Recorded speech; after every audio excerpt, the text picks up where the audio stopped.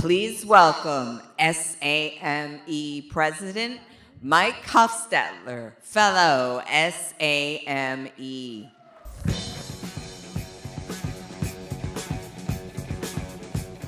Woo!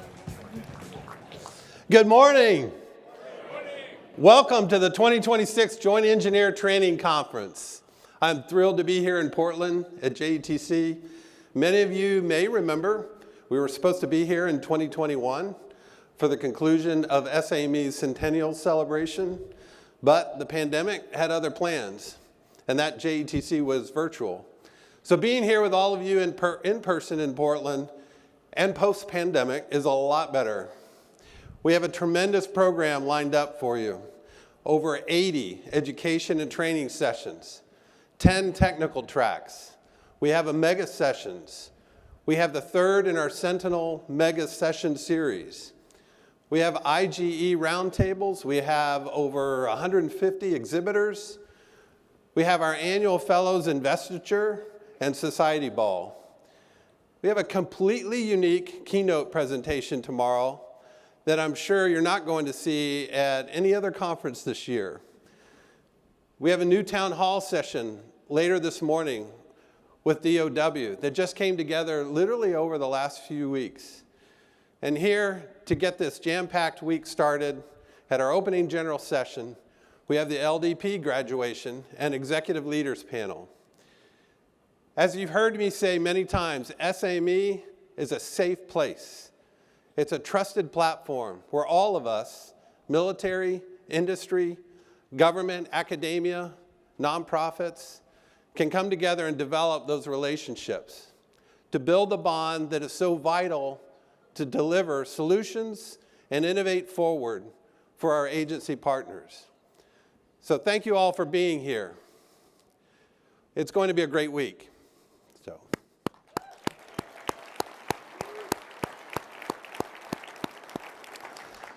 Our great nation celebrates its 250th birthday this year. All of us in this room share something in common, a calling to serve. We have either worn the uniform at one time, currently serve, or work tirelessly to support the mission at home by designing and building the infrastructure and the systems that our warfighters rely on around the world.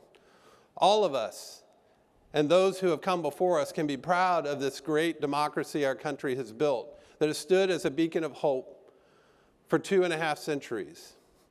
And it is through the service and sacrifice of millions that we can celebrate America's semi-quincentennial this year. In honor of this historic celebration, and as we always do to begin our events, let us all please rise for the presentation of the colors by the Oregon State University Army ROTC, and the singing of the national anthem by brand new Second Lieutenant J.T. Off, the son of Kathy Off, from the national office, and who just graduated Army ROTC at Vanderbilt this month. and has branched engineers. Color guard, present the colors.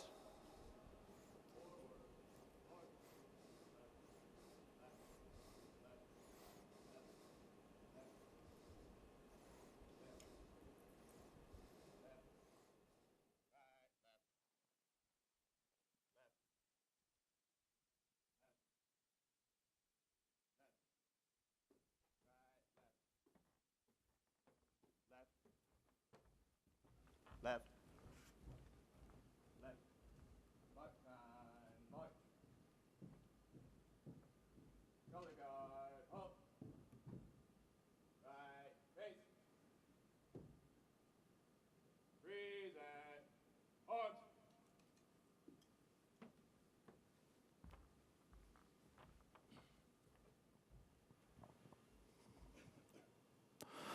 Oh, say, can you see by the dawn's early light what so proudly we hailed at the twilight's last gleaming, whose broad stripes and bright stars through the perilous fight o'er the ramparts we watched were so gallantly streaming. And the rocket's red glare, the bombs bursting in air, gave proof through the night that our flag was still there.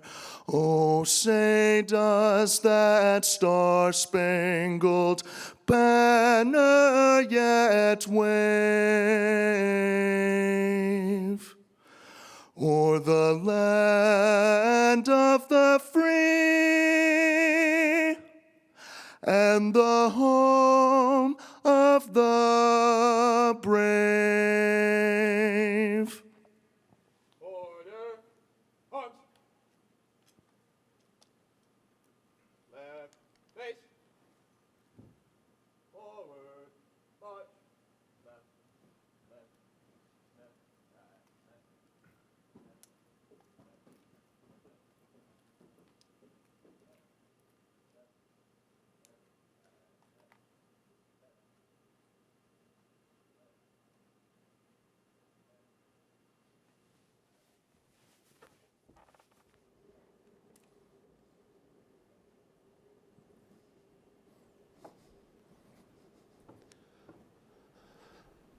That was tremendous. Thank you, JT. Amazing.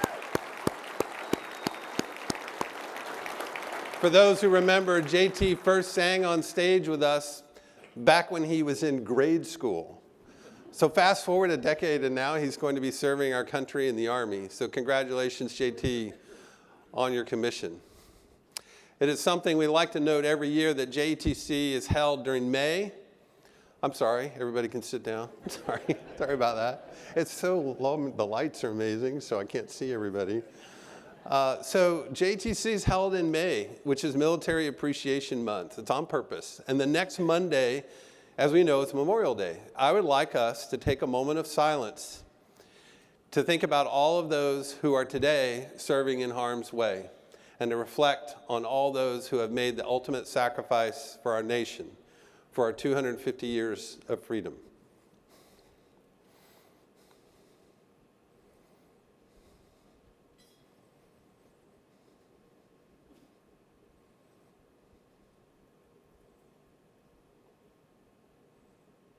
Thank you. Events like JETC are not possible without the incredible support of our sponsors and our exhibitors. And I want to thank all those companies for their support of SAME and JETC. I want to extend a special thanks to all of our titanium sponsors for their support of this event and today's opening general session. Leadership is, in many ways, the theme of the opening session today. We asked a few of them to talk about the importance of opportunities like JETC and engagement within SAME to help grow the next generation of leaders of our profession. So we'll hear from the other titanium sponsors tomorrow, but let's go ahead and roll the video.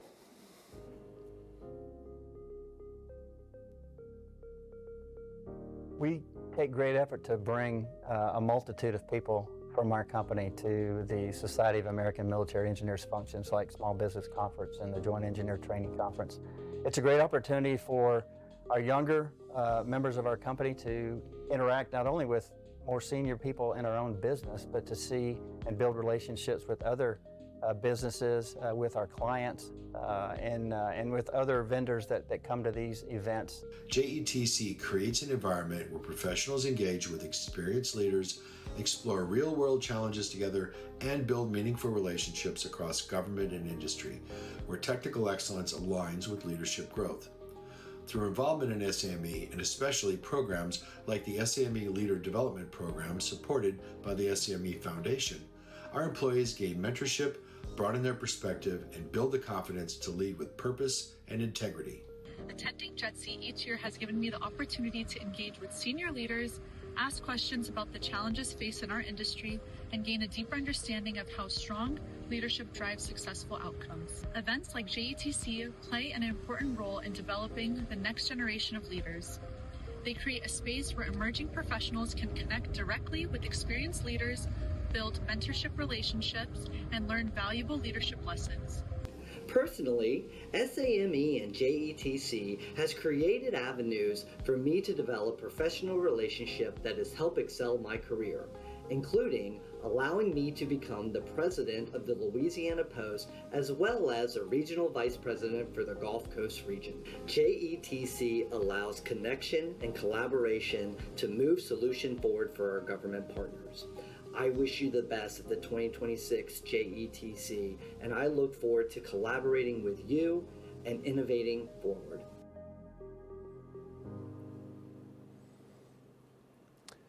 Thank you again to our titanium sponsors. Let's give them a round of applause.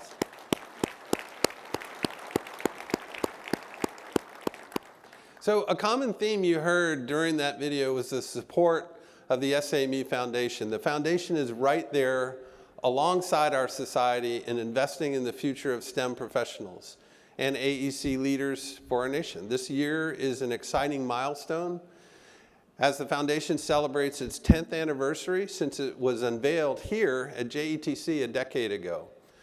A highlight of the foundation is the Leader Development Program, which it underwrites. Each year, a new cohort of about 20 professionals enter the program, and they spend a year learning, listening, and growing as leaders and as people. They all take on a capstone project called a UPIC, and many have done some amazing things through the years. One, in fact, has grown into another signature investment of the foundation.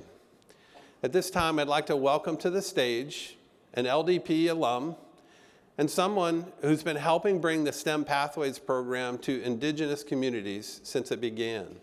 She's not just a huge champion of this program, she is an SAME National Award winner this year and will be newly invested into the Academy of Fellows on Thursday. Clearly a superstar among us, please help me welcome Lori Kropodlowski, LDP class of 2022.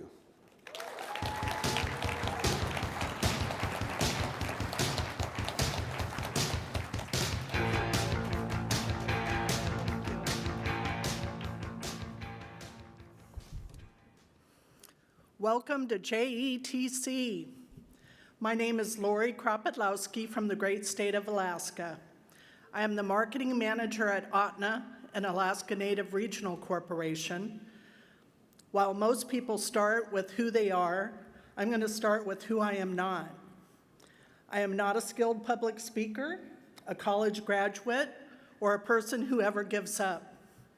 I am a mom of 3 service members, Airman, Sailor, and Marine, a TME magazine author, an Anchorage Post board member and past president, the co-chair of STEM Pathways, a 2022 LDM alum, one of your newest fellows, and spoiler alert, this year's STEM Champion Award winner.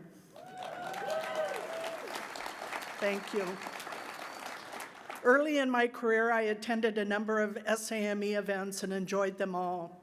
But my real journey started with a call from my friend Maria Tellez, an Anchorage Post board member. She thought I would enjoy the group and invited me to a meeting with her, which I did, and she was right. Within 2 months, I was nominated and elected as a board member, and I have been serving on the board ever since. Like most organizations, you get what you put in.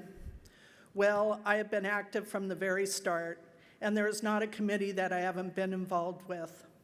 In 2020, I was first connected with SAME National as the Alaska liaison for the Centennial Celebration. Later, I joined the K-12 STEM COI, and that same year, I decided to apply for the newly formed LDP program. I was so excited about this program, but did not get accepted. But I did not give up. In 2021, during my time as the Anchorage Post president, I tried again and was finally accepted.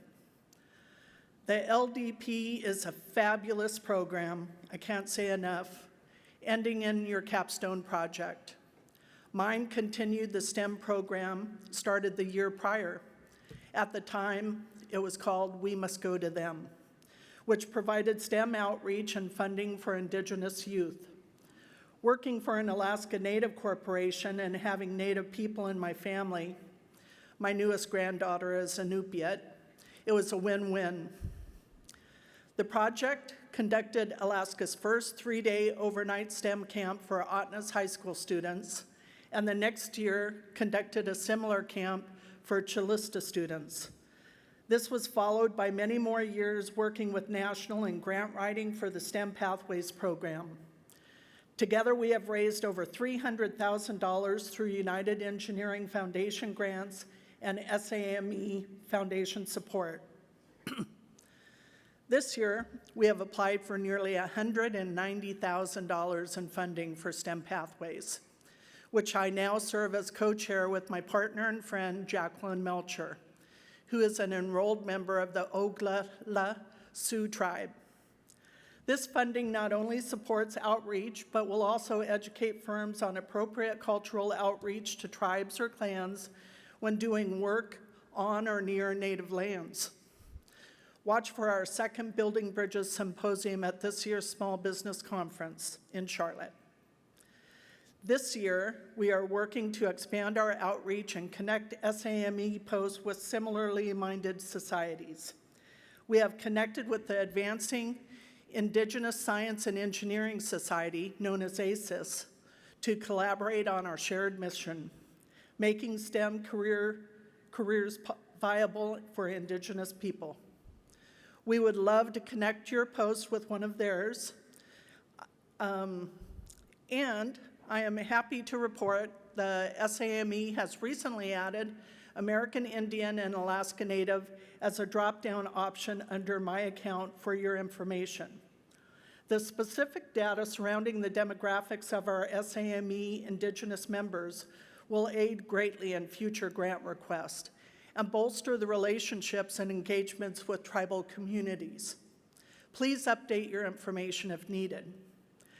Well, I hope I have piqued your interest. We are looking for posts, member firms, and individuals to serve as mentors or provide in-kind donations or additional financial support. STEM Pathways has a booth here at JETC, and it's booth number 118. Please visit us and learn how you or your post can be part of this great program. Thank you and have a great conference.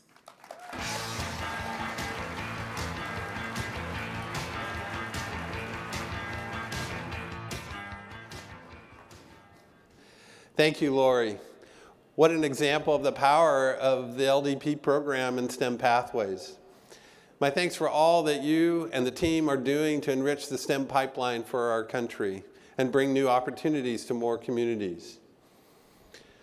I'd now like to welcome to the stage the president of the SAME Foundation and retired Air Force Major General Tim Byers and the chair of the Leader Development Program, Brandy Smith.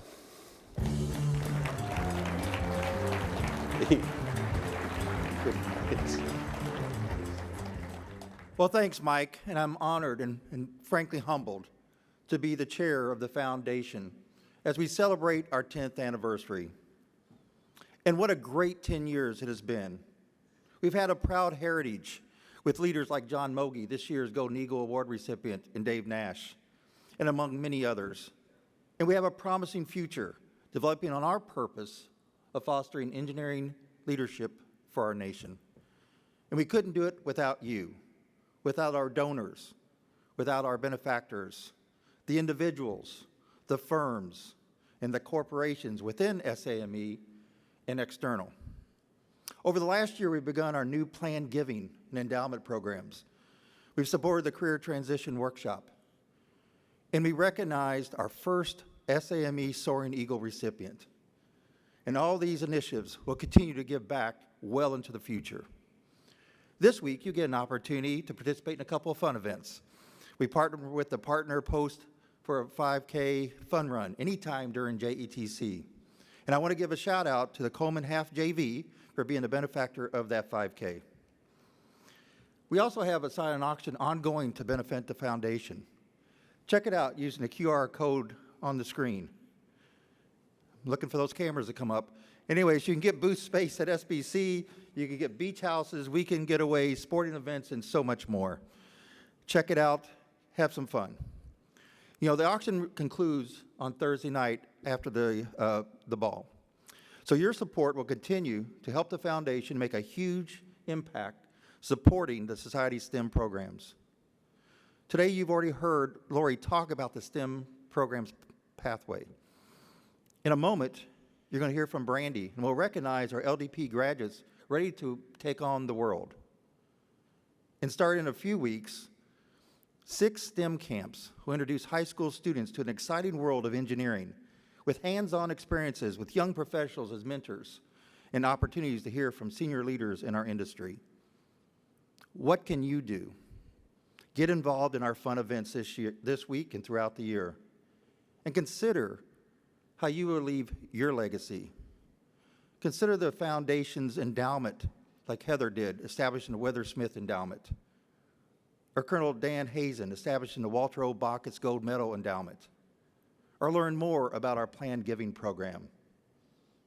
We couldn't do it without you, the friends of the foundation.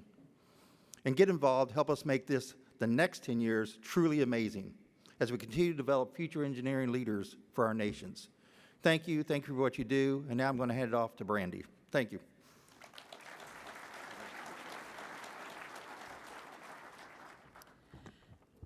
Good morning. My name is Brandy Smith, and I'm the LDP Chair, and it is my honor to introduce our 2025-2026 graduates. This class has been so much fun to watch over the past year. I remember them starting up together at JETC in Louisville, and it's been such a great experience for them, and for those of us who have been able to be part of it with them. And as I turn over this role in November to Candace Scale, I am so appreciative to have been part of this program, both as a 2023 graduate myself and now as chair. Now, our LDP graduates. Eileen Carry-On Allen.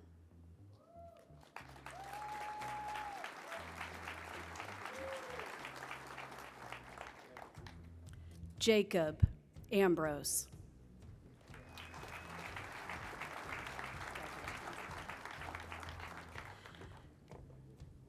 Camille Gozum Colling.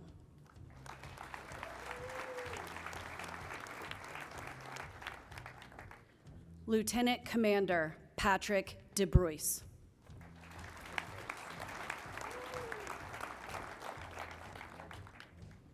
Harold Eberbach.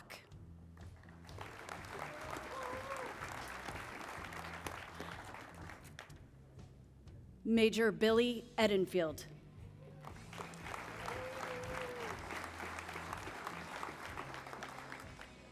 Major Pat Ernst.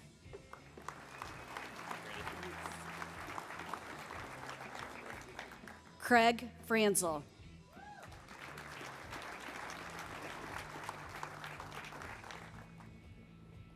Adam Hanks.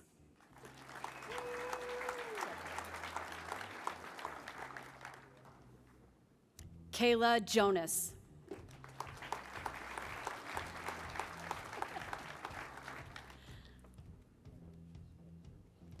Brent Kent.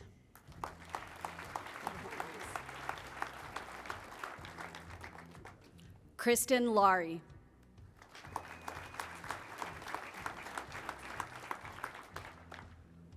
Retired Army Lieutenant Colonel Rich Mon.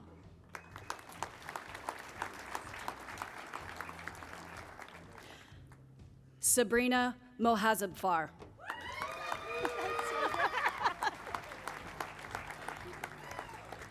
Curtis Reed. Yeah, of course. Matt Riggs.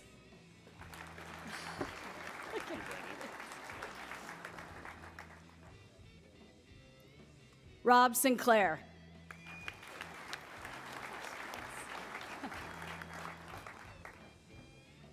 Elena Soto. Cheering section. Robert Trotta Jr. Woo, go Bob. Easy now. Sergeant Major Melissa Wright.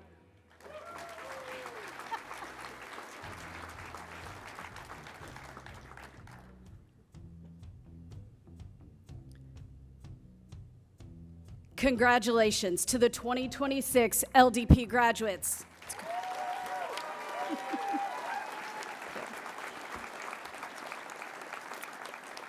Thank you. As you've heard, this year is the 10th anniversary of the foundation, and we wanted to show off some of the amazing leaders who have been fortunate enough to go through LDP. Thanks to the foundation and your generous support as donors. I figured we'd invite all of our LDP alumni who were able to be here, and our new class, starting this week too, to come on up. This is the future of our society and the leaders of our industry and our engineering services. I'd also like to ask at this time those program leads who've been part of LDP since it started to join them. My congratulations again to the LDP graduates, all of them. And our thanks to the foundation and all the donors out there. Yep.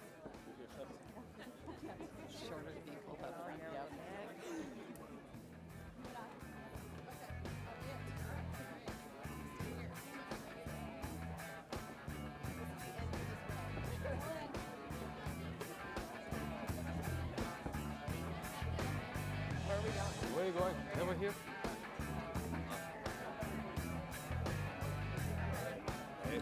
You guys make me look better, so I want to be near you guys. That's what the props look like now. I've always wondered what the props look like. Not a great spot for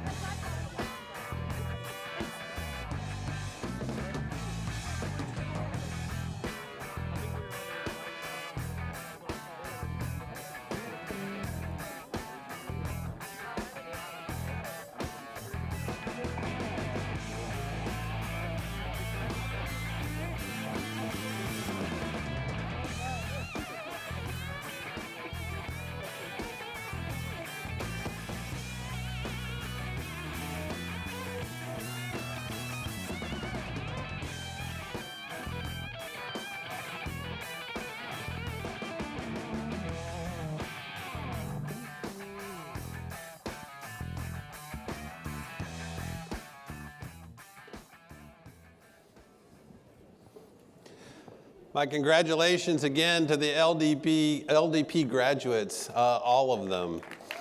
And our thanks to the foundation and all the donors out there who are making it possible for LDP, STEM pathways, our camps, and so many other initiatives. Thank you. It's now time to bring up our executive leaders.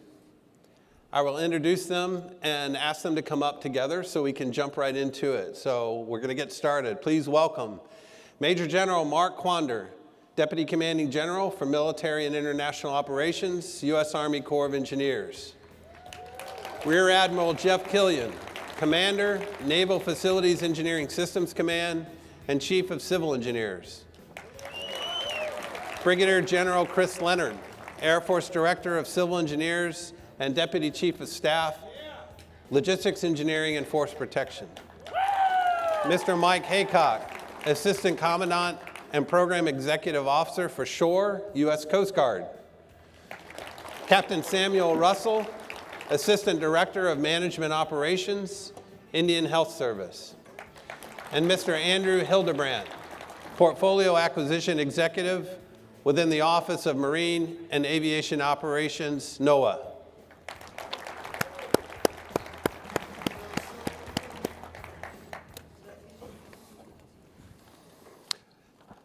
All right. Well, I want to thank you all for being here. This is an amazing panel to have everybody here with us today. We've got a lot to cover, and we're just going to jump right into it. So I am going to essentially make time for each of you to provide some opening remarks, and we'll just start on the end with you, General Quander, and we'll work through with each of you.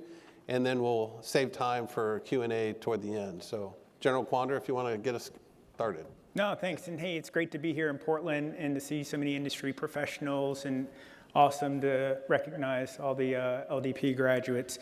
Hey, I just maybe want to provide some continuity as we go through some of these different sessions. So at Capitol Week, we talked about a simple but urgent idea. We must build smarter, faster, and together, and that it wasn't just a slogan. And I got some feedback from industry professionals that said, great, show me. And we've taken that to heart. We absolutely do need to do those things that General Graham talked about, building smarter, faster, and together. But I think what we're starting to see now is we're starting to see alignment between those words and our actions.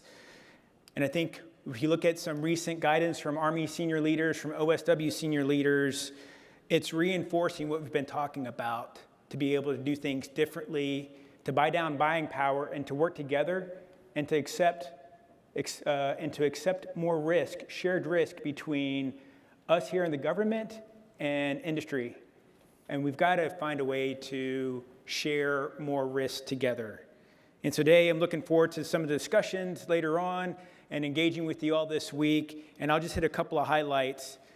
But we're moving from talk to action.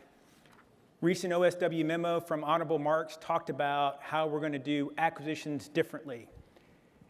And I'm excited about that because he's telling us to do stuff that we've wanted to do. We've been talking about doing it, but it's gaining alignment within the OSW family on how we're going to do this.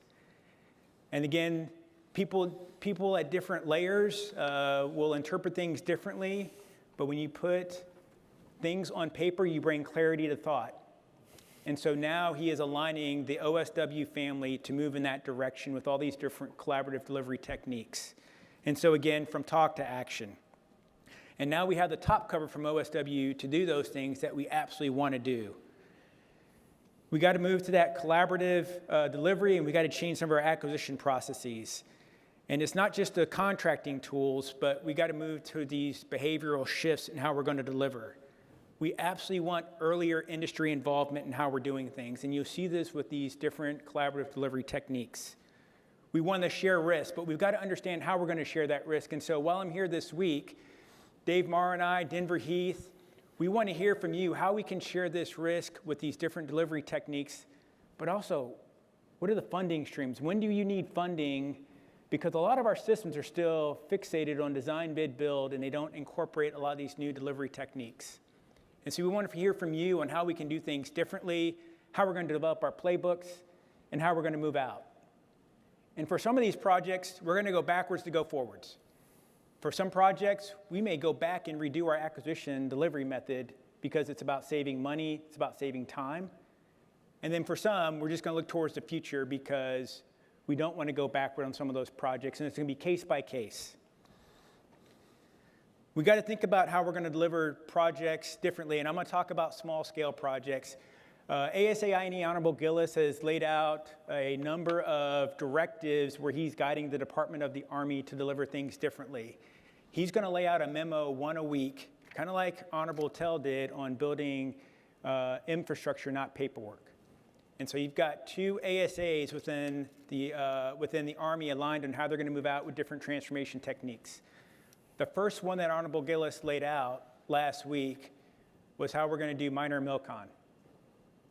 And he's going to delegate minor MILCON, alternate DSA for minor MILCON to senior commanders. That's pretty big. And if you're in the Corps of Engineers, that's something that we didn't necessarily expect. He's been talking about it, but it's different. And so we're taking a look at how we deliver small projects differently, and we're going to move out rapidly. We had that on the calendar of things to do, but we're going to move out rapidly how we're going to tackle small projects differently. We are laden with lots of paperwork. You all know that. You've given us feedback. And so we're going to rapidly change our processes so we can deliver those small projects differently and better. And then the last thing I'm going to talk about in the minute I have remaining is we've got to change our approach to how we're going to deliver. We've talked about industrialized construction, about building to mission, but we're doing it project by project, and that's probably not the right way. We've probably got to elevate some of these things to the Department of the Army level and provide guidance on how we're going to deliver these projects and maybe take more of a portfolio management approach. We're doing that with our health and holistic facilities. We probably need to do that with a couple of other projects, or otherwise we're not going to gain the economies of scale we need to deliver these things better, faster, and cheaper. And I think you're going to see a little bit more guidance from the department. Instead of a lot of bottom up, you're going to see maybe some top down. So looking forward to the discussion this week. Thanks for what you do, and looking forward to partnering with you. Thanks. Great. Thanks. Thank you, General. Thanks. Admiral Killian. Thanks, Mike. Appreciate it. So good morning, everyone, and I'd like to thank SAME for hosting jetc again this year. It's a wonderful opportunity to see old friends, link up with our partners in industry, and to gain additional knowledge. So I appreciate it. I appreciate that opportunity to speak here today and build on the comments that I provided at Capitol Week a few months ago and talk specifically what we're doing now in the Navy, what has changed in the last 120 days or so. And so I'll take just a few minutes to talk about that. Probably the most significant change is our trajectory to establish a portfolio acquisition executive.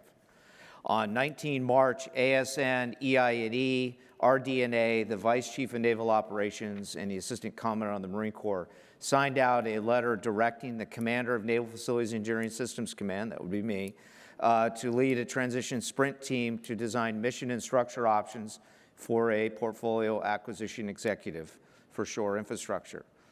That is a monumental directive. For those who are familiar with the Navy, the Department of the Navy, and NAVFAC, that's probably the most significant directive we've had since NAVFAC was established in the late 60s.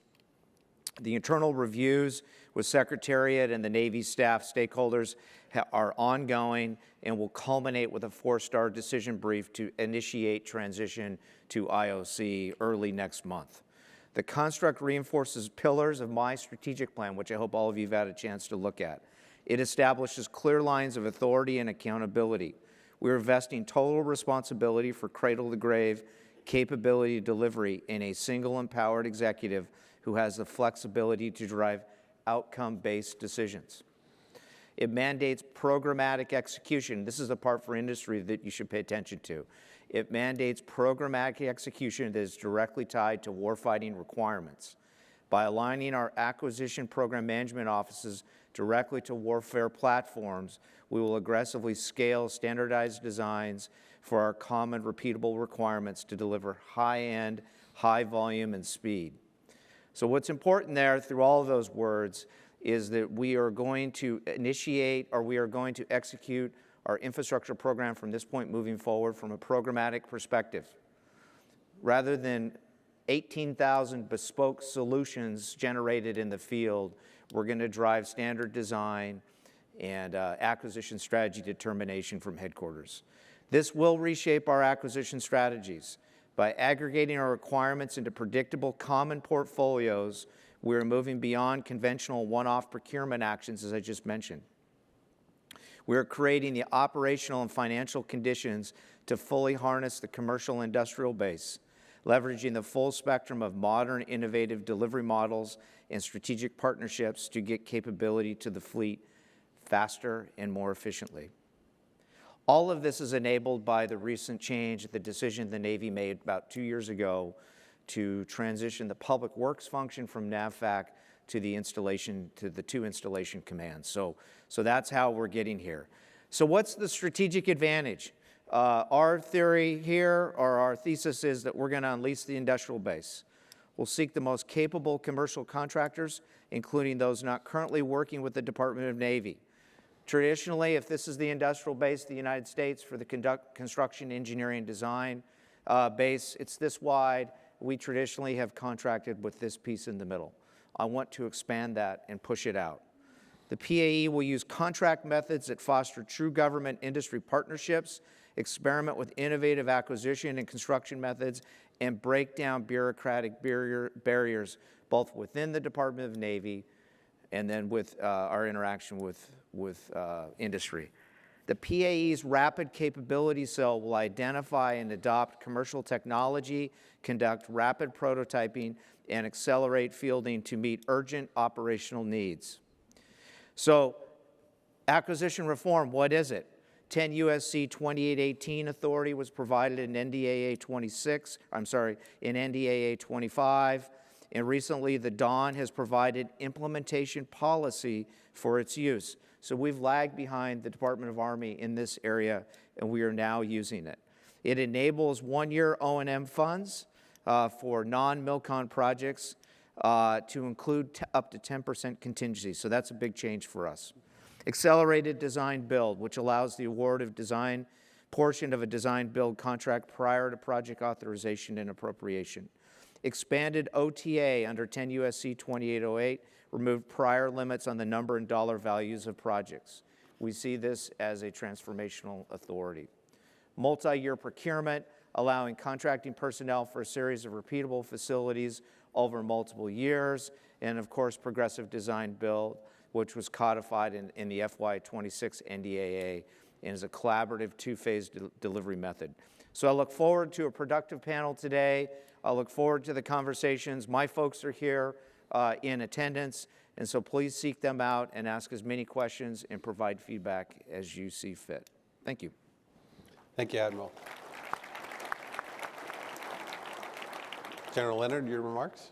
Hi, good morning. It's certainly an honor to be here this morning representing the 47,000 airmen engineers who continue to build, sustain, protect, and when necessary, recover our air installations in support of our nation. Of course, we only do that in collaboration with our joint teammates and our industry partners, so I appreciate SAME bringing us together today to have this conversation. I look forward to the learning and the perspectives we'll get to share over the next 3 days. The Air Force today is modernizing at a rate that is unheard of in recent history. And I'll put that in the context of, think through, we are in the process of bedding down our 5th generation fighter, the F-35, while simultaneously bedding down our 6th generation fighter in the F-47. We are upgrading and modernizing the two legs of the nuclear triad the Air Force is responsible, the Sentinel missile system, the largest and most complex MILCON project in our history, in addition to continuing to bed down on the B-21 bomber. Beyond that, we are doing a complete rebuild of an air base that we haven't done in years. Joint Base Eielson-Richardson, over $1 billion in the FY27 POM, going into, Elmendorf-Richardson. And our challenge as engineers is to keep up. And we have to make that happen. Beyond modernization, the Air Force is investing in our current infrastructure in FY27 at a rate we have not done in history. We're going to have $14 billion in FSRM going in FY27, the current budget and President's budget request. The challenge for us today is to execute. I'm perhaps the first one in over 30 years to sit in my seat and not be in the business of asking for more money. I am the one that has to ensure that we deliver so that what we see in FY27 is what we see in FY28. How are we going to do this? My teammates to the right have done a pretty nice job talking through other transactional authorities, the new authorities laid out in the FY26 NDAA, and the Air Force is all in as well. In addition to the OSW level guidance that's already been discussed, we have Air Force level guidance as well, and you will see in there that we are putting a heavy emphasis, and our default way of going after acquisition will be to leverage both new authorities and to leverage new construction techniques, whether we're talking industrial construction or modular construction. Additionally, we continue to evolve in other areas.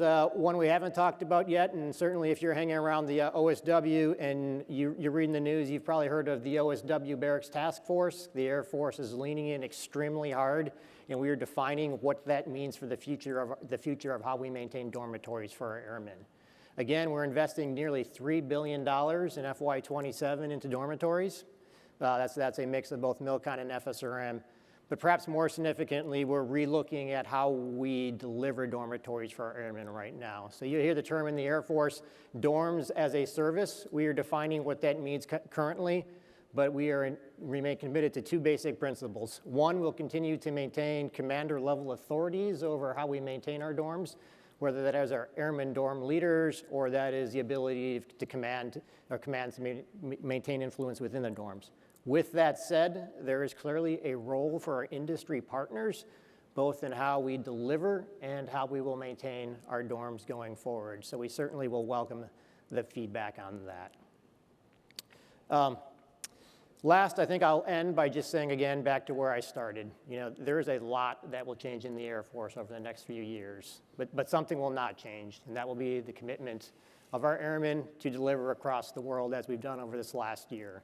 Whether that is the continuing to set the theater in the Pacific, to support major combat operations in Iran, to developing airfields in Puerto Rico to support operations in this hemisphere and to support our homeland. Your airmen remain committed and ready to execute the mission. Thank you. Great. Thank you, General.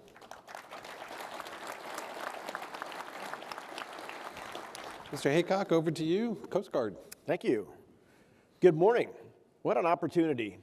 As I walked by this room earlier this morning, I was noting how many seats there were. It was massive, and it looks like we filled so many of these seats. It's a testament to the hard work that the organizers of JETC and SAME put forward to make these things happen. All right, as a government employee for over 40 years, sometimes we think we have a monopoly on brains. And nothing can be further from the truth. So these symposia give us the opportunity to engage with people in the field and learn about things that are going on. All right, and I envision conversations where someone might say, hey, we stopped doing that commercially many years ago, right? We would recommend you try it this way. So these are those opportunities. So we'll be here, Coast Guard, you'll see some Coasties in the audience. We'll be here all week. Don't be afraid to grab us and talk to us and share what it is you do and how we might do things better. I'm sure there are things that we do that drive you crazy. Things in our RFPs that might make it more difficult. The only way to get better is to have those conversations and learn from you.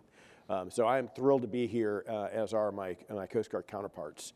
The last year or so has been just running around at Flank Bell. All right, a lot of stuff going on. Since August, we have obligated over $2.1 billion in FY25 reconciliation funding. So that was a big topic at the last couple symposia here that I've been part of, and we've done that with help from our partners here with the Army Corps, with NAVFAC, and with NOAA, who have been gracious enough to take on some of these projects so we can keep making progress. Over $1.2 billion has gone to our partners to get those things done. Now, those are not just load shedding opportunities for us.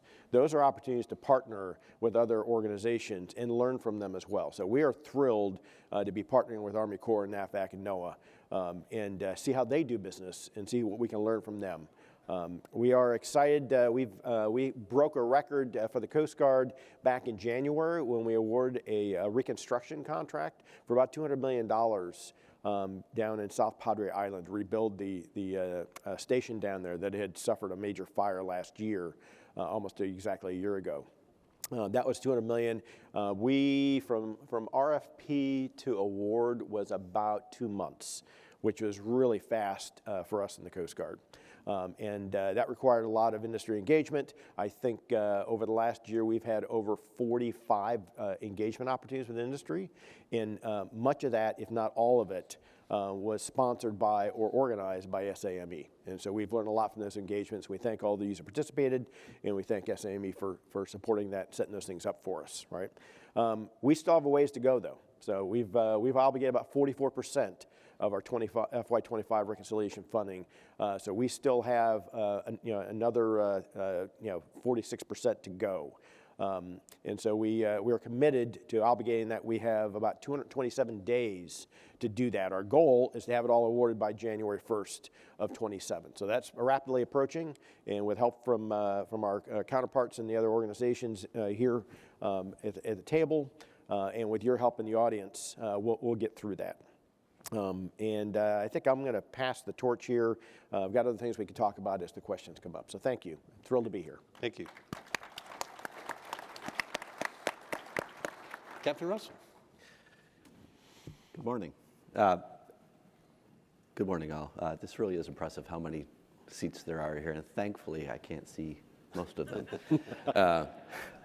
So I'm Captain Russell. I'm representing the U.S. Public Health Service Commission Corps on behalf of Chief Professional Engineer Officer Rear Admiral Emil Wong. As one of the nation's 8 uniformed services, the mission of the USPHS Commission Corps is to protect, promote, and advance the health and safety of the nation. Our 5,000 active duty officers span 11 professional categories.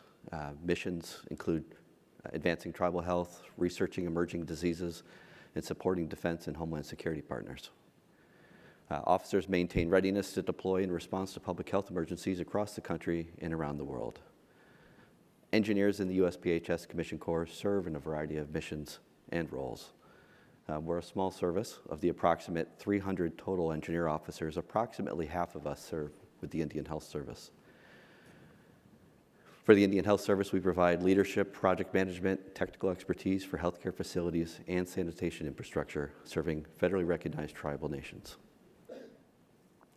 We contribute directly to HHS's statutory responsibility to provide healthcare and sanitation infrastructure for federally recognized tribes.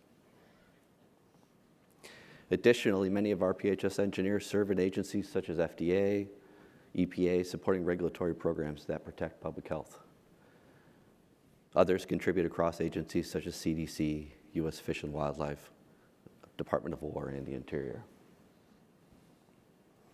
So our engineer category is focused on 3 priority areas, and these fairly largely align with SAME's focus on projects, partnerships, and people.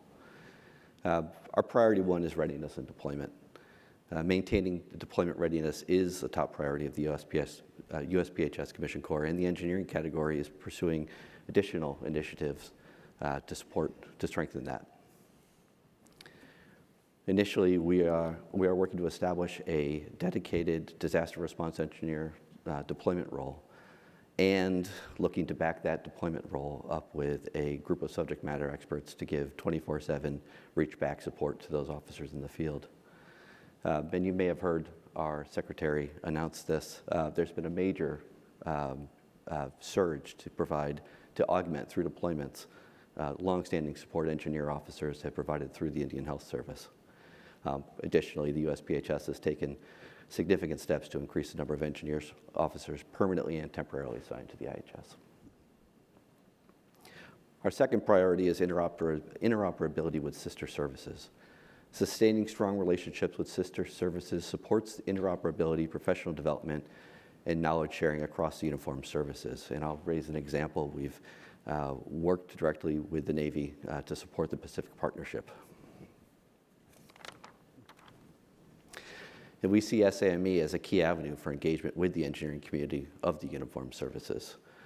SAME raises awareness of our service and mission while enabling officers to contribute to a national engineering community of practice through education, training, network, and professional engagement.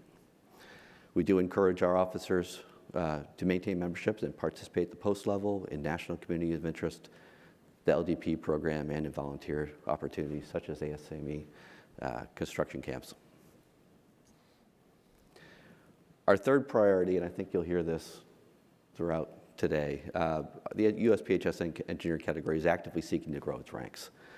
Events like this, engagement with SAME, provide valuable opportunities for us to reach candidates and raise awareness of careers in USPHS engineering. Of course, recruitment is only part of the equation. Retaining talented officers we already have is equally important. And I look forward to, on Thursday, recognizing and rewarding some of their contributions. In conclusion, for all USPHS engineers, we look forward to engaging with everyone here this week at JETC and continue our work with SAME at the post and national levels.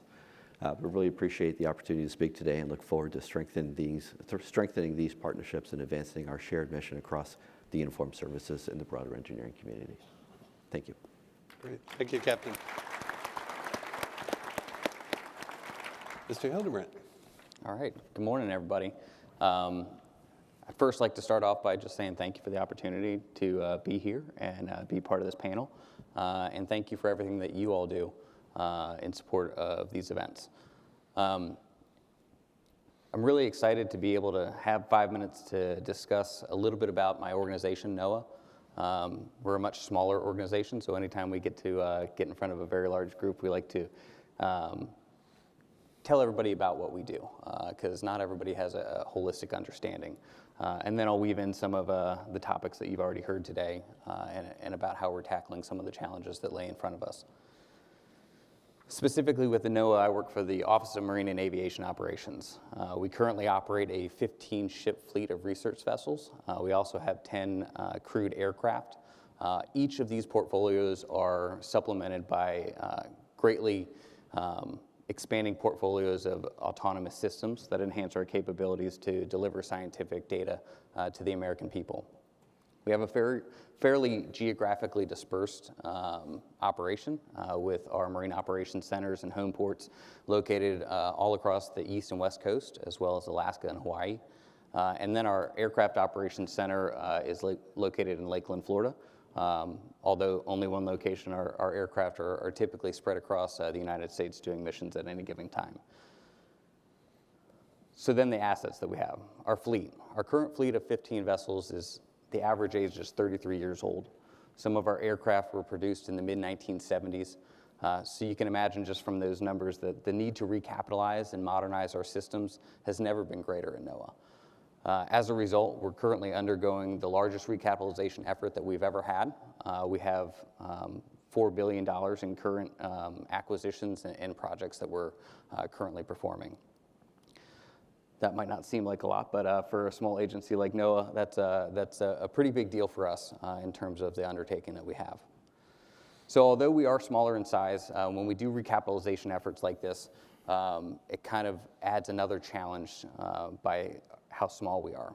So all of our assets, all of our ships, all of our aircraft are always dedicated to a mission. We don't have a lot of redundant capabilities. So if our projects that we're delivering are late or we have some missteps, we run into a real risk of mission gaps and capability gaps that we have. Currently, right now, we have 4 ships under construction and 4 aircrafts that are under construction and or modification. Again, low numbers, but 4 ships is 25% of our fleet, and 4 aircrafts is 40% of our aircraft fleet. So a pretty significant undertaking of recapitalization is currently going on. Not to mention the fact that all of those assets are supposed to be delivered between 2027 and 2029. So a pretty small span where we're going to deliver a massive amount of assets into our fleet and into operations. That's just part of the challenge, though. The other challenge is buying the toys is fun, but making sure you have a place to house the toys, right? The infrastructure to not only support our modern ships and aircraft, but to support the people that operate them. So how do we go about making sure that we have all of that infrastructure in place? Well, NOAA, and you've heard a lot from the other panelists up here, has taken an approach of new construction as well as partnering with our other federal agencies and also making sure that that deferred maintenance that we've had for years and years gets tackled and that we're upgrading our infrastructure to make sure that those new assets are taken care of when they get delivered to the fleet. I do want to highlight a couple projects that we have currently right now that are going to be delivered in the next 2 years that we're pretty proud of. We have a Marine Operations Center that we're moving from Norfolk, Virginia up to Newport, Rhode Island. It's a $160 million infrastructure project with a 4-ship pier, administrative building, and a warehouse. And that is projected to actually be delivered 6 months ahead of schedule and on budget, something that we're really proud of. The program management practices and the oversight that we've put into that project are just phenomenal and have yielded phenomenal results. Moving down on the East Coast, we do have a pier project in Charleston, South Carolina. We had a pier there that actually wasn't usable anymore, and so this is a $60 million effort where we actually demolished that pier and then thought, let's not just replace it, let's do something innovative, right? So we are replacing that with a 360-foot by 62-foot floating pier that will allow a little bit of resiliency in that area where the water levels change frequently. So just a phenomenal effort. That is actually being delivered next month in June, so we're pretty excited about that. So lastly here, and I know I'm running low on time, but all of this is phenomenal, right? We have all these new assets that we're capitalizing, all the infrastructure, but what else, right? You've heard a lot of the acquisition reform that's going on right now in the government. So how do we make sure that with everything going on, we're still at the forefront and leveraging all of those things that are happening in the acquisition community right now to make sure that we're doing things fast and efficient, right? The mantra is really clear right now: deliver faster, deliver smarter, deliver more efficiently. So how do we do that? Noah, and you've heard the portfolio acquisition executive model already mentioned. We kind of brought this upon ourselves. We said, let's just lean into that. And Noah decided to adopt that model where we take all of these siloed programs and collect them together so that way we can gain those efficiencies by operating a portfolio together. So really critical to kind of leveraging and engaging all of those different things. And I'll end here and just the fact that, you know, really proud of Noah. Our commitment to modernizing our assets and our infrastructure has never been stronger. It's not just about the toys. It's about making strategic investments so that we can ensure the mission readiness and operational efficiency of our mission for decades to come. Thank you. Thank you. I want to thank you, gentlemen, for your opening remarks. We heard a lot of common themes through each of your remarks and summaries. We're going to go to a Q&A. We have limited time, about a half hour. I think the questions that I have on my list probably would take us a good 2.5 hours to get through, so we won't do that to you. We really appreciate you being here and making time out of your schedules. But I have handpicked a couple questions that I think will allow each of you to drill down a little bit more deeply into some of your opening remarks. And I'd like to start, Admiral Killian, if we can please start with you, sir. My first question is, at Capitol Week, you challenged industry to be ready. In today's operational environment, what specifically does ready look like for government and for industry? Your remarks, sir.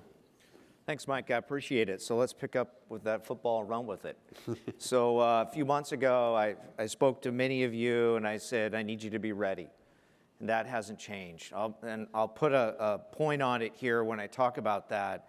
And I want you to go with me as I respond to this question and understand that I'm going to give you strategic level, business development type perspective, but also a tactical level perspective. Often, as you can imagine, when I do industry forum engagements, small group engagements, I'm provided a lot of anecdotes without a lot of specificity. So I'll talk about that as well.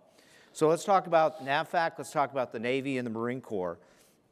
What does ready look like? That means the entire process needs to be ready, from requirements definition to the way that we program, we meaning the services, program these requirements or these projects. It starts there. It starts with decisively locking down projects and what we call the minimally viable project scopes early in the process. That is a partnership not only, that's a partnership with NAVFAC and the stakeholders in which we are supporting.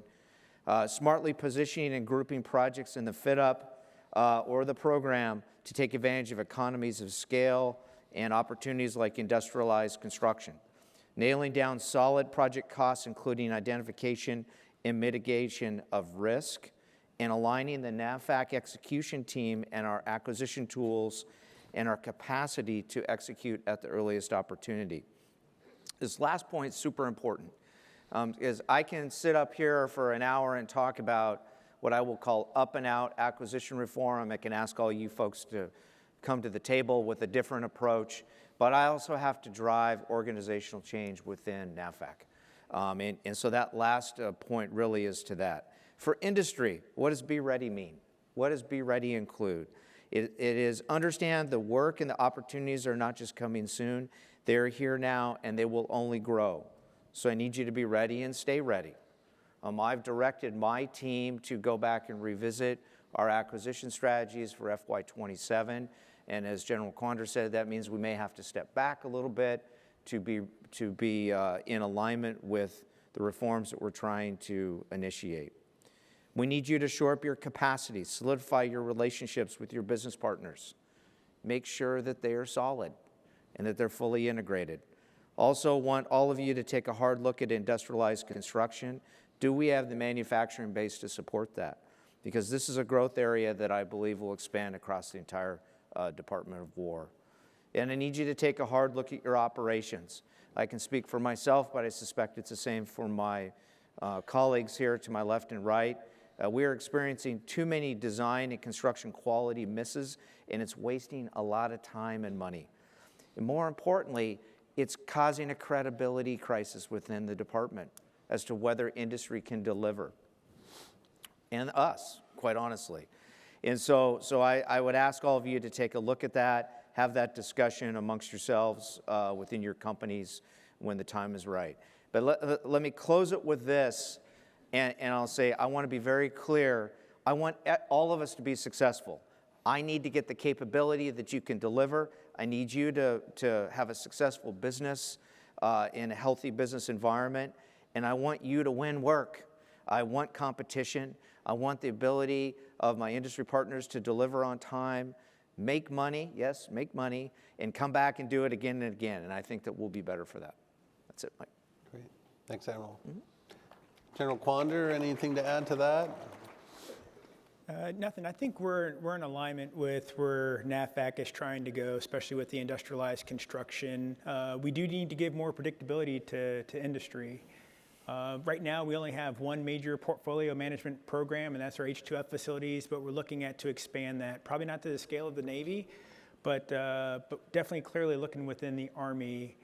But then we need to see the capacity of industry to do some of the industrialized construction, and we got to be careful that we don't tap folks out as we move down this path. And so it's not going to be a one-size-fits-all, but we definitely are changing the view on how we're going to look at portfolio management, utilizing industrialized construction, and then maybe using some of our other methods of delivery. Great. General Leonard, what does ready look like to the Air Force?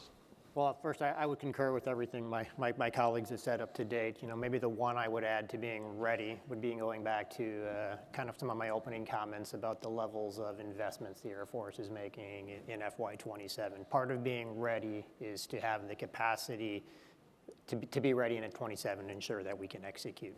Mm-hmm. Good. Okay. Go to this side. Mr. Haycock, anything to add to that? Well, I think, and the question you're talking about readiness on the industrial base and readiness in the services as well. I talked a little bit about this in previous engagements. The Coast Guard is going through a reorganization, and so we have taken our acquisition organization and our sustainment organizations and merged them together to create our program executive offices. So program executive officers are now responsible for their portfolios for both from cradle to grave, sustainment and the acquisition piece. And so we're in the midst of that.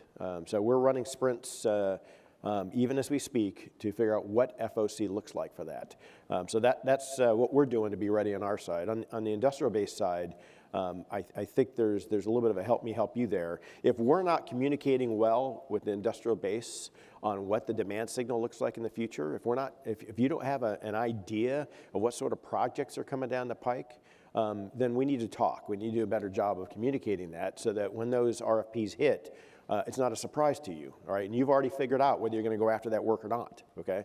And then I would ask, in this day and age, schedule is our top priority, right? We can't afford to have the commandant say, hey, I have an Arctic security cutter coming, I'm going to assign it to this port.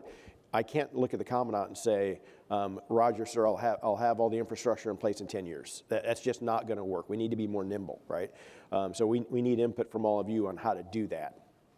Part of that is making sure that we are delivering products and services and such right the first time. So I really need everybody to make sure you're delivering quality products and that you're doing the quality control and that sort of thing, so that I don't have to come in and find things and have to redo it, because that kills our schedule and drags things out. We really need to move faster on these things. We have greatly increased operations on the border, especially the southern border, right? And so we have all sorts of work going on down there, and new acquisition stuff, and we need industry's help to do that. So really, I think the key to readiness is to keep communicating and making sure we all understand all aspects of the projects. So, great. Okay, thank you. Captain Russell, anything on the public health service side? You good? Good. Just one anecdote, and I won't take too long. I think being ready for NOAA means being able to execute it at the speed the mission requires, not at the speed we've been used to, right? So challenging our own selves to understand what the requirement is and how we can get there, right? What can we do differently? For industry, being ready means, calling us out. Are we vague? How do we need to improve things? But also understanding what our mission sets are and what we need, and to understand that we need more capacity right now. We need to deliver quickly. So we want to partner. We want to know what solutions you have that can help us meet that. Okay, great. All right, next question. I'm going to tee this one up, General Quander, to you, sir, if you don't mind. You have emphasized increasing speed in contracting and construction across the Corps of Engineers, you and General Graham. How are you balancing that urgency against potential risks like cost growth, bid protests, potential mission disruption? Your comments, sir? No, thanks, Mike. So when we talk about the increasing speed in construction and contracting, it means removing risk from the acquisition life cycle. And probably three things come to mind: proactive planning, large part on education, working with our industry partners, industry engagement, and modernizing our delivery methods. And so I think we mitigate cost growth and mission disruptions by bringing the builder's perspective in early. When we don't bring the builder perspective in, there's this kind of this friction, right? And we're going back and forth between the design and construction. But when we bring the builder's perspective in early, we minimize a lot of that disruption, a lot of that friction. We also got to talk to industry and move ambiguity from our solicitations. And I think that will minimize some of these challenges we have with bid protest. We've got to do a much better job on that. And we've gotten feedback from that. We just got to get better faster. And then I think as we look at some of these things, I think there's a couple of things. One, we've got to educate ourselves. And so for the past year, SAME last year was talking about collaborative delivery. We are educating our field and our force throughout the Corps on how to use these collaborative delivery techniques, and it's taken some time. And it takes a little bit of a culture change. We're almost there, getting through most of the folks in the Corps on these things. We got to feel more comfortable talking to industry early on and bringing in contractors and using these new acquisition delivery techniques. Some of this we're driving from the Corps of Engineer headquarters on down, that they will use, districts will use these delivery techniques. We may not specify which one, but we're gonna drive people to utilize these things. I think you're going to see a big push in 28 and 29. There's, as Admiral Killian said, 27. We're in the near now, here and present with 27. Maybe not so much there for us, but 28 and 29, we're absolutely looking at how we're using all these different collaborative delivery techniques.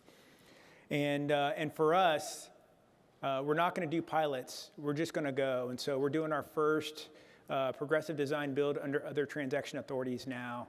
We've got 2 projects on the way now. We're building the templates, and that's going to serve as the model for the other projects we're going to do for the Corps of Engineers.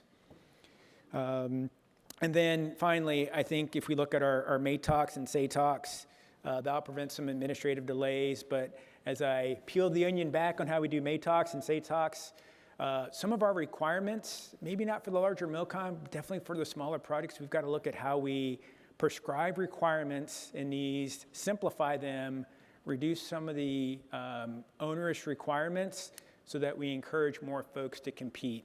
And so that's where we're kind of spending some of our time. Thanks, Mike. Okay. Thank you, sir. Admiral, any addition adds to that, balancing that urgency with the potential risk? Thanks, Mike. So as I read the question, I'm kind of reading into it, there's an assumption that increased speed in contracting and construction most often results in cost growth and mission disruption. We really want to achieve the opposite. We believe that you can go fast. We believe that you can be innovative. You can reduce risk. We want it all. And so we want to strip out the unnecessary friction, share more of the risk, and increase collaboration to remove those obstacles that prevent all of you from going faster and being more efficient. So we talked about the new authorities, the collaborative delivery methods, early contractor involvement. We believe will improve the environment to pursue these outcomes. I'm going to add a second piece to this now, and talking about our willingness to share more risk, and I would go beyond willingness and say a genuine interest. It's really project dependent. It's not going to be one size fits all, but risk choices will depend on the project's mission urgency, cost constraints, operational constraints, and often a combination of all three. And so how do we work through that? We work through that through partnership, genuine collaboration, and transparency, both on our side and on your side. So we have a unique opportunity here, dare I say, a once-in-a-generation opportunity to really do some of this stuff that my colleagues have outlined. Thanks, Mike. Great. John Leonard? So next year I'm going to sit to the right of Admiral Killian because he stole my thunder with the phrase of I'm not sure I see the trade-off between speed and the ability to produce quality. And as we look at accelerating, where we need to accelerate is in the areas, the legacy assumptions that we build in and how we can go faster without accepting risk to the end state product. And there's certainly significant pieces of that. And that's why we got to get to construction sooner. So Admiral, you kind of took my words out of my mouth, so I'll leave it there. Great. Any other comments from the panelists on that one? Yeah, just a couple comments for the Coast Guard. So one of the things that we are really leaning forward on is something we're called accelerated design build a budget. So it's a combination of a number of different techniques, but the idea is to push the envelope. There's risk that comes with that, and so getting contracting and getting counsel to buy off on that can be challenging at times. But we've got two projects that we're doing that on that have been pretty successful so far. Of course, we're in the nascent stages of that, so a lot of it is to be determined as the projects actually unwind and we start the construction, that sort of thing. But it was a lot of work to get to yes on that. And so we'll be watching those carefully to see if we can roll those out for more and more projects as time goes by. We're also watching carefully our sister services. There's a lot of authorities that DOW has, and so we're going to be watching those to see if there's ones that we can actually use in the Coast Guard as well. And then the final thing is some of this leaning forward that we're doing is a result of the industry engagements we did over the last year with SAMI.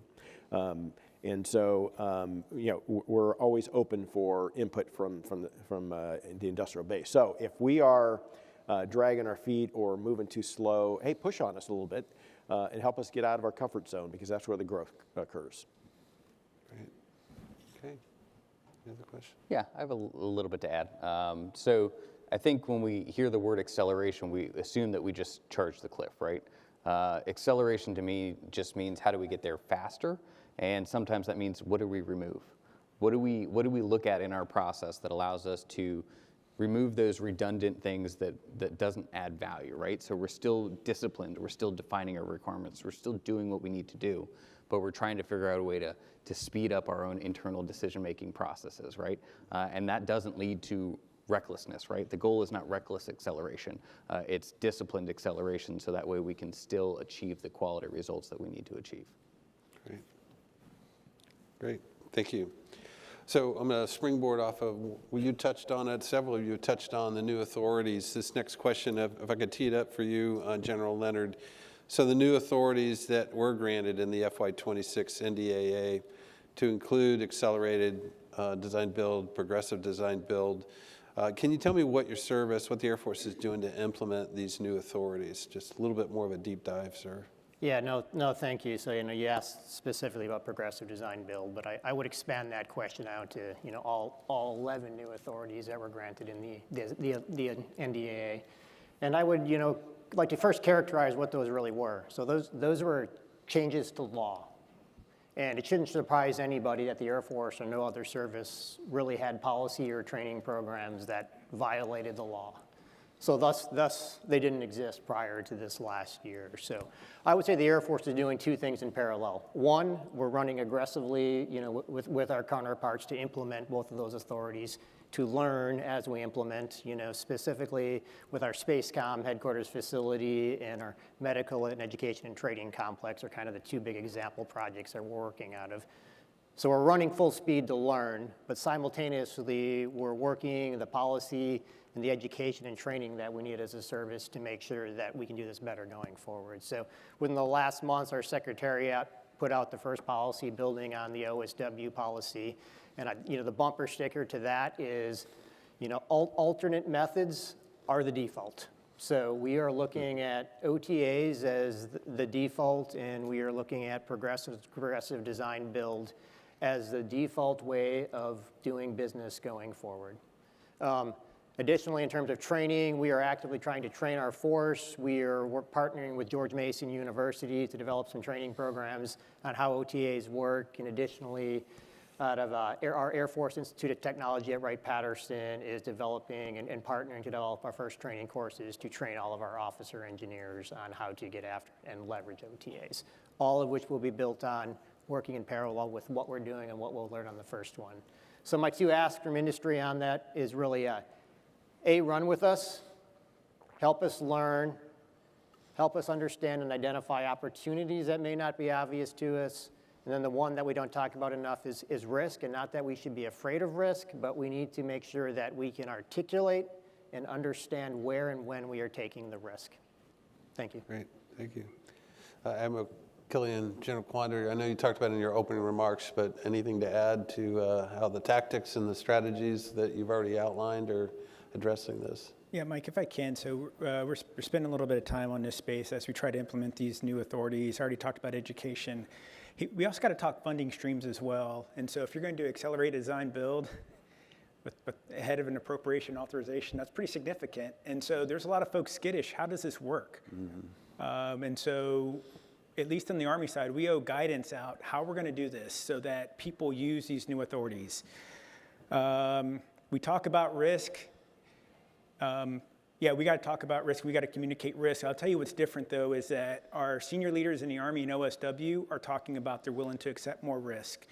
But as General Leonard said, we got to communicate what that risk is so they know what risk that they're willing to accept.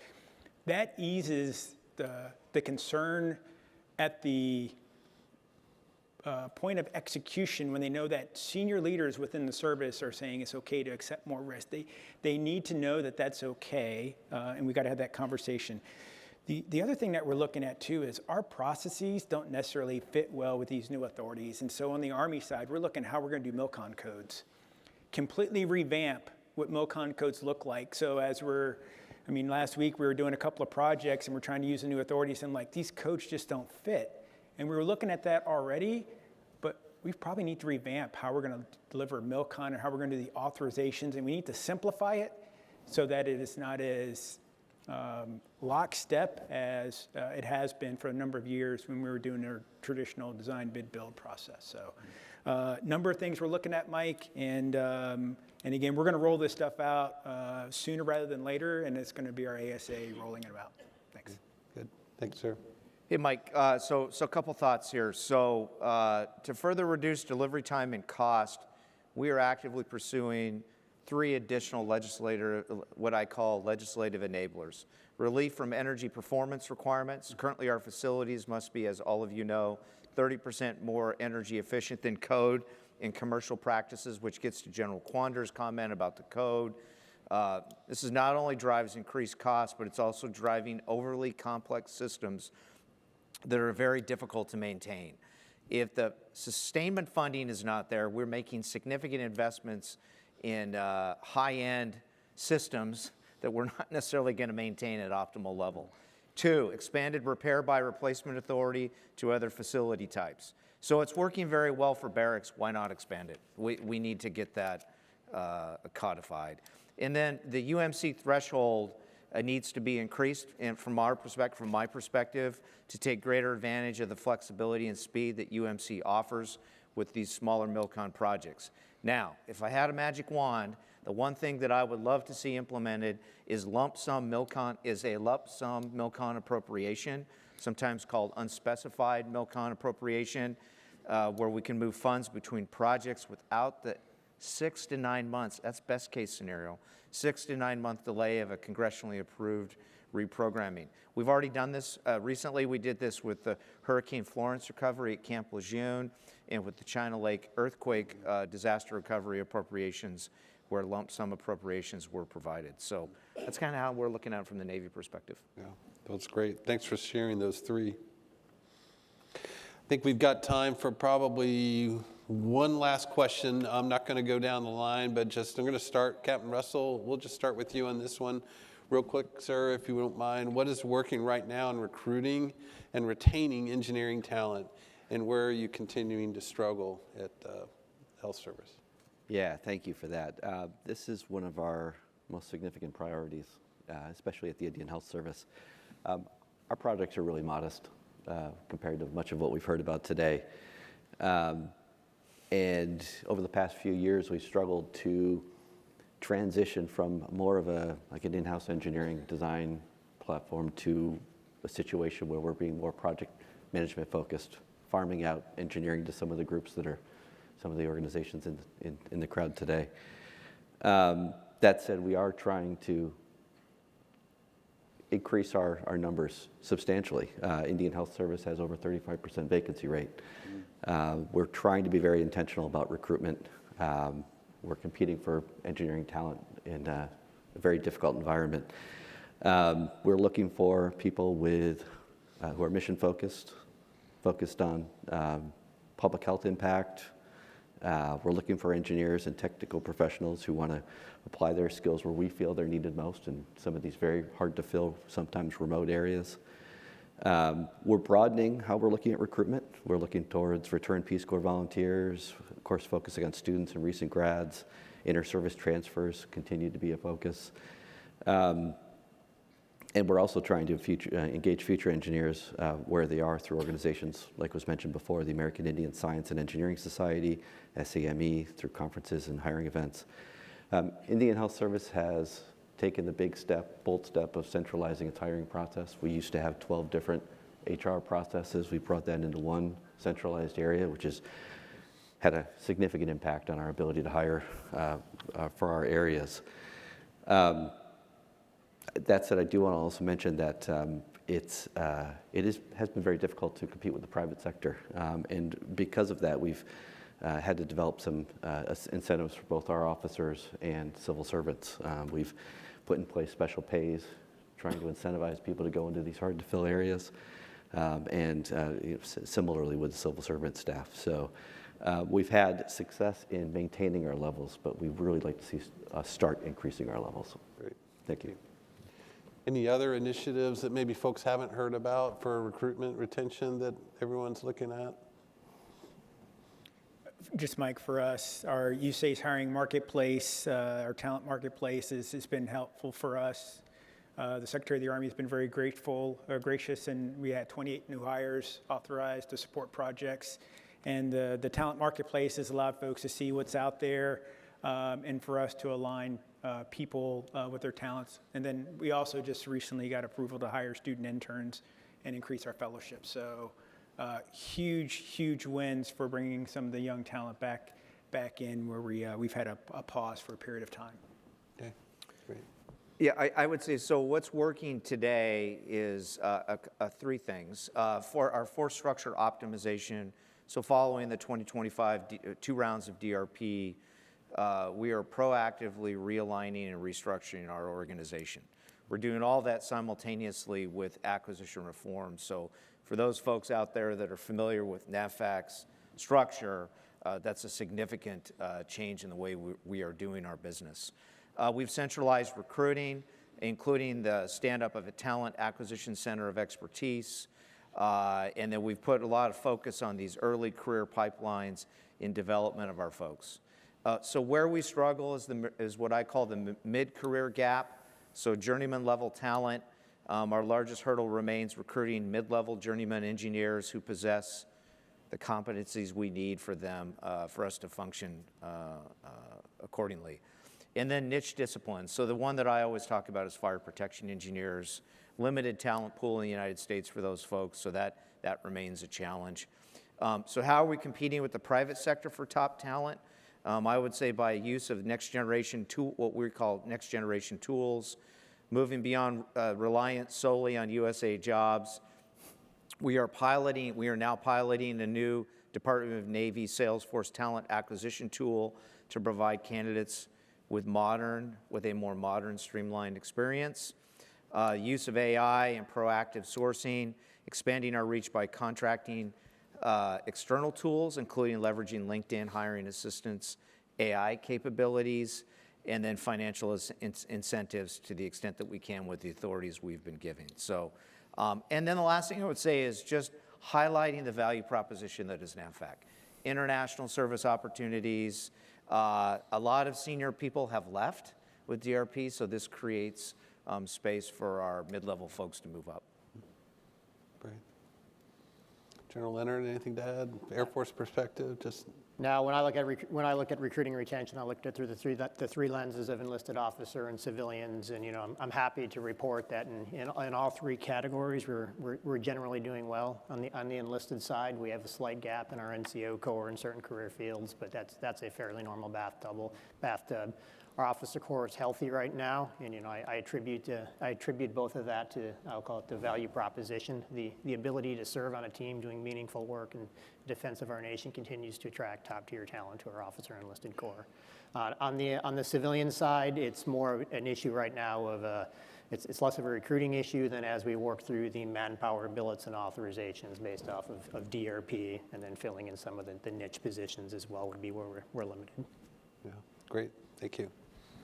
Well, I wish we had more time, but we don't. So we're at the top of the hour. Ladies and gentlemen, this is the end of our time with our executive leaders. I want to thank each of our panelists for being with us, helping build the bond, not just with all of our industry members, but across our government agency partners and especially our service branches. As the flags behind us show, SAME is one of the only places where all of our uniformed engineer services are represented together. We have an awesome day ahead, but before we adjourn, let's give a round of applause for our executive leaders panels and for being here with us this morning. Thank you.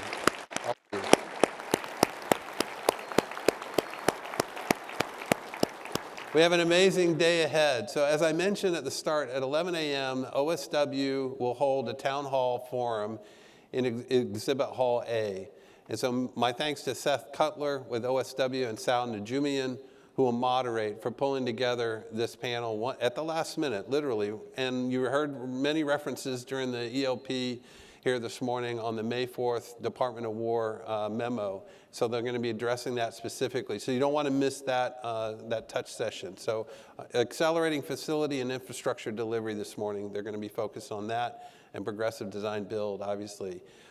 Tomorrow, I will be moderating a progressive design build session, as well as there are FAR updates and the NDA. There's a lot this week, so I know it's going to be tough kind of picking and choosing what you're going to make it to. A lot of them are overlap a little bit. But make sure to check out the SAME Events app for all the latest on the schedule. If there are any changes, that's where you're going to see it. And my congratulations once again to all of our LDP graduates. We're looking forward to the next great things that all of you will do within our society. So finally, my thanks to, again, our Titanium sponsors for sponsoring this session this morning. Have a great day, everyone.